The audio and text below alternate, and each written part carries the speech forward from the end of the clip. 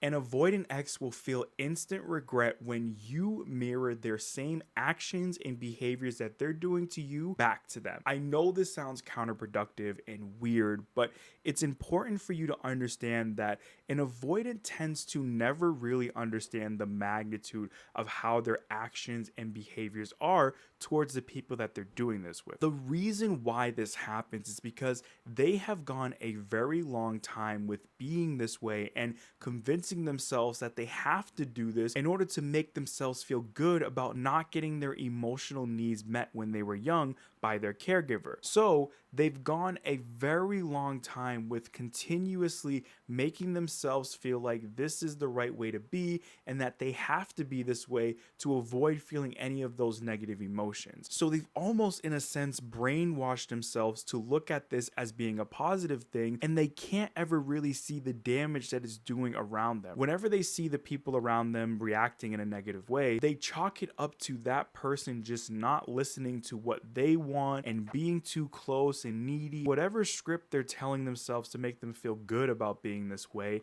they genuinely believe that that is what's going on. And a lot of times the people who are in a relationship with an avoidant, they tend to fall victim of this and they start to believe that they are the problem, right?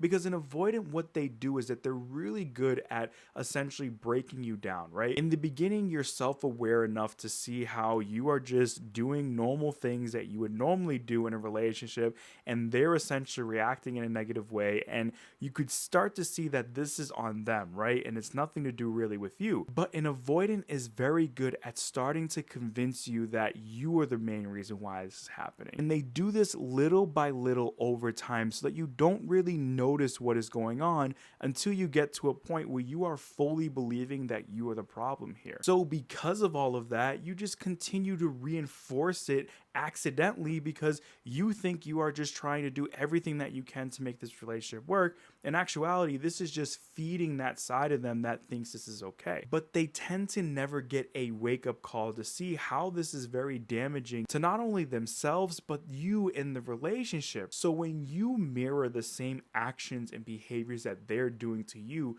you are literally acting just like that, a mirror, and they're beginning to see the effects of what they're doing from you. And this can start to get them to realize how this is very toxic what they're doing, because they're going to most likely have a negative reaction to this, right? When they start to pull away and you start to pull away, they're going to get scared and nervous and confused because they are going to typically expect you to run after them, to try to work things out, to do whatever you do in that moment. They're expecting that. But when you do that, this is something that is outside of what the norm is for them when this is happening. So they're going to start to naturally be drawn close to you, and they're going to be confused but also curious to know why this is happening. And you'll see them even sometimes start to open up a little bit more, trying to get you to change this. And the more that you continue to stick to that, they almost become you, in the sense that they start to feel the emotions that you are feeling. And over time, this could essentially start to wake them up to see how toxic this whole thing is. But to be transparent here, this is not 100% proof. This isn't always going to work, and typically an avoidant will just continue to be the way that they are, and that they'll move on and pull away, or whatever it is that they're doing, they just continue to be an avoidant either way. And although hearing this might be frustrating to you, it's so important for you to be aware of this reality, because you could essentially continue to keep doing this for so long, and you may even start to fall victim to this, to where you start to adopt this way of being. And it's not healthy for you to continue to do this over time, because again, you could start to do this in another relationship with someone who's amazing for you, and it kind of starts this cycle for you in a sense. The truth here is that you have to understand that even if you do something like this, there is no guarantee that an avoidant is going to feel any regret at all, right?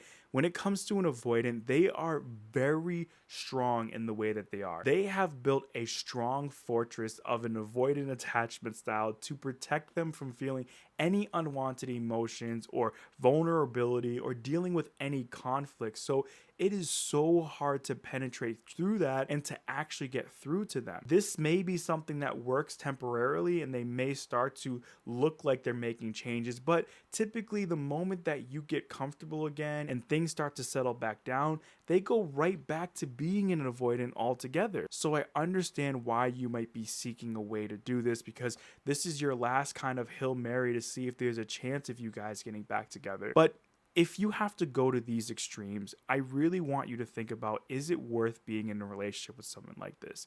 Is it worth putting all that time, energy, and commitment into something that may not lead to anything?